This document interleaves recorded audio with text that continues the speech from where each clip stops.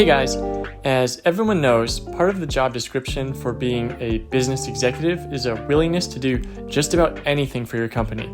It's also pretty common knowledge at this point that you're statistically much more likely to be a psychopath if you've climbed the ranks to successfully arrive at that sort of position. Today, I'm going to highlight 5 times where this love of company and generally unhinged nature combined to produce some spectacular results.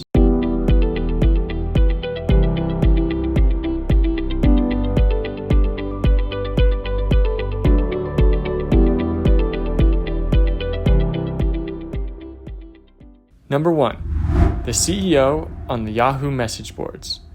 The Yahoo message boards, if you've never been, are sort of a relic of an earlier internet. Anonymous people posting totally unedited and unsubstantiated analysis and rumors about every company imaginable. From time to time, you can learn something useful, but you just as easily could end up dumber than you went in.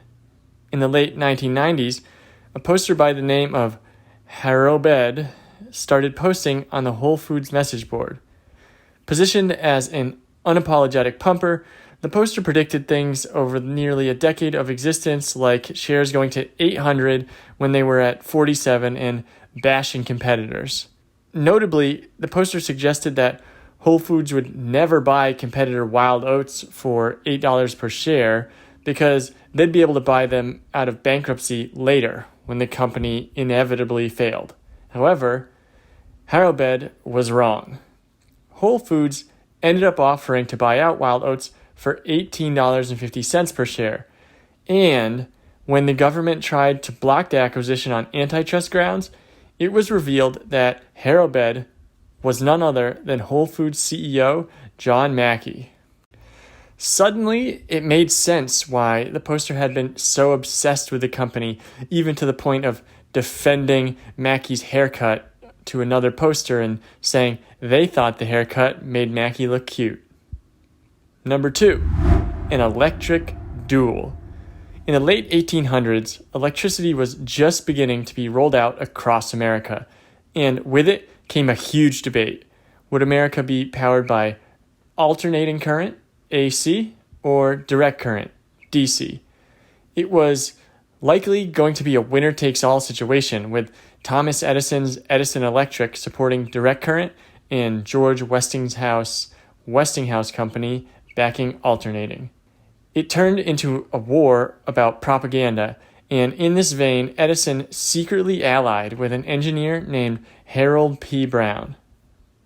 Around this time, the method of criminal execution via the electric chair had just been proposed, and the first person was supposed to be executed shortly. Brown launched a campaign to make sure that it was alternating current that would be used to cause the death. The idea here was that people wouldn't want the same electricity going through the walls of their homes that had been deemed most effective at producing a fatality in the criminal. To build momentum for this, he staged a series of experiments for the press where he electrocuted larger and larger animals using both AC and DC currents to prove that AC was capable of killing at a much lower voltage.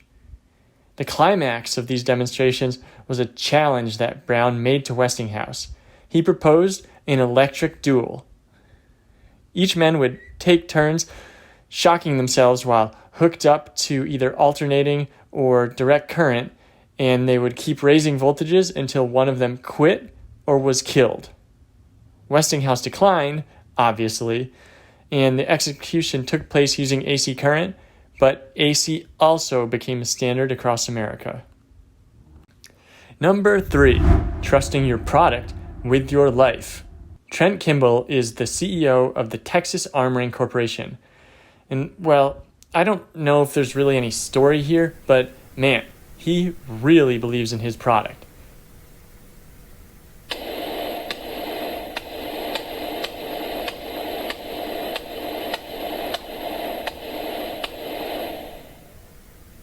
Now, you might say this is just a fancy version of the I believe in science demonstration by the professor here, but there are a lot more variables involved. I mean, just ask Elon Musk about how well you can trust shatterproof glass.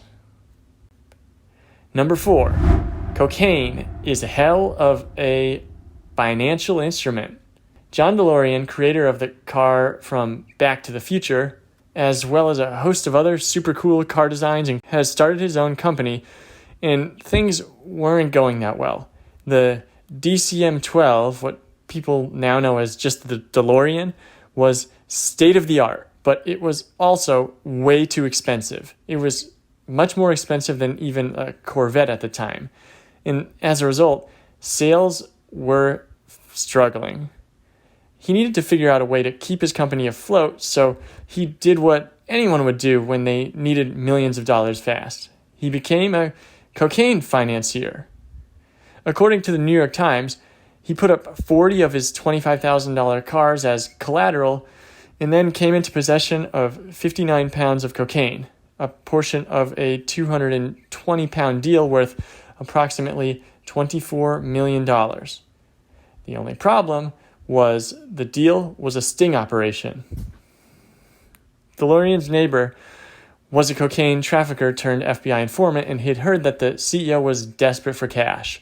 So he had taken it upon himself to do the neighborly thing and tell John that he knew a way for him to make some quick money with the hopes of landing himself a big fish and potentially getting a reduction to his sentence. Luckily for DeLorean, this setup allowed him to successfully beat the charges because he was ruled that this was a case of entrapment, but his company was effectively finished. Side note though, this is his gravestone, so that's pretty cool. Number 5, the hardest core executive. If you've ever watched the WWE and then gone to look at the company's profile or filings, it's sometimes jarring to see the names of those people from TV listed in formal SEC documents. But there they are. The line between reality and performance can get especially messy. For example, Triple H, also known as Paul Levesque, began dating Stephanie McMahon as part of the scripted unreality that viewers saw on their TV. But this led to him actually becoming her husband. But one McMahon has gone the extra mile. Shane McMahon is basically a regular guy. When he fights, he doesn't even take his shirt off like a fat kid at a pool party, except every once in a while he does things like this. Obviously, the stunt is made as safe as possible, but at the end of the day, Shane, whose highest rank within the company I could find was Vice President of Global Media, is still jumping off something that's 30 feet high for really no reason but loyalty to the family business. He's not a fighter, he's the boss's kid. He could do whatever he wanted, but for some reason, Shane decided to do the craziest thing possible because it was the best thing for the company. That's all for now. I hope you guys like this video with a little more bite-sized moments. Thanks for watching.